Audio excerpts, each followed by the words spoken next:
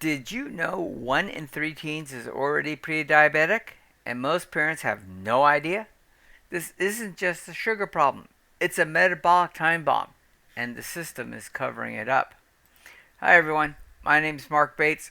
I'm a metabolic health coach, and this is one of my question and answer series, the metabolic crisis facing our teens. Let's get to the question. When you see the CDC reporting that nearly 1/3 of American teens have prediabetes, what's your immediate reaction? Do you trust these numbers? Or does something about this data release concern you? Well, yeah, when I see the CDC reporting that nearly 1/3 of American teens have prediabetes, my immediate reaction is concern, but not surprise. Here's a breakdown of how I interpret and evaluate such a claim. Do I trust these numbers? Broadly, yes, with caveats. Okay? The CDC's methods generally rely on data from NHANES, the National Health and Nutrition Examination Survey, which uses both blood markers like fasting glucose and HbA1c and survey data. These are robust tools, though they aren't without flaws.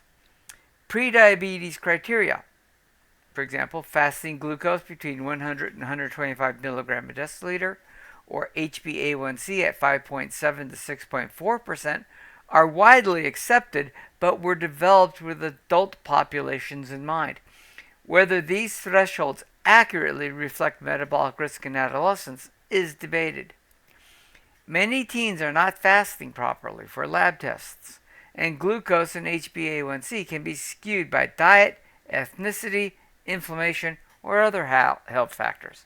So while the numbers likely capture a real trend, they may not. They may overstate or understate the actual metabolic dysfunction, depending on how prediabetes is defined and applied in teens. So what's more concerning than the stat itself? The lack of urgency or meaningful action in response to such dire statistic. This is a marker of early insulin resistance, not just high blood sugar. The real problem, metabolic dysfunction, starts long before glucose rises. Dr. Ben Bikman in Why We Get Sick argues that insulin resistance is the unifying pathology behind nearly every chronic disease, including obesity, PCOS, fatty liver, and even cognitive decline.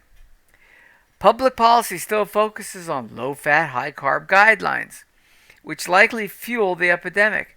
Teens are fed sugary breakfasts and ultra-processed school lunches, while saturated fats and animal proteins are vilified. This is not a glucose problem. It's a mitochondria problem. Kids aren't just eating poorly, they're metabolically broken from constant seed oils, fructose, and environmental toxins. This tells me more as what this tells me as a metabolic health coach. This stat is a warning flare from the future. If 1/3 of teens are already pre-diabetic, we are facing a wave of early onset chronic disease, heart disease, fatty liver, infertility, Alzheimer's. We are seeing a generational failure in public health, driven by bad science, captured institutions, and cultural inertia. This is preventable, and in many cases reversible, through carbohydrate restriction, removal of seed oils, and restoration of ancestral nutrition.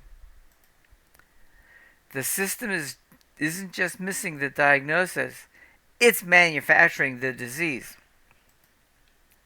So, a final thought. We should be far more concerned that pediatricians aren't routinely measuring fasting insulin or C-peptide. Schools still serve low-fat chocolate milk and corn syrup-laden snacks, and parents are told their kids are just growing into their weight. Okay? As a parent of 3 teens, this does concern me. I see their friends. What can I say? Thanks for watching, everyone. If you have any comments or questions, please put it in the appropriate section and let me know what you're thinking. If you need some additional videos produced on the topic, let me know. This is a community. I'm here to try to answer your questions. And as always, if you haven't done so, please like, subscribe, and share this video with somebody who might need it.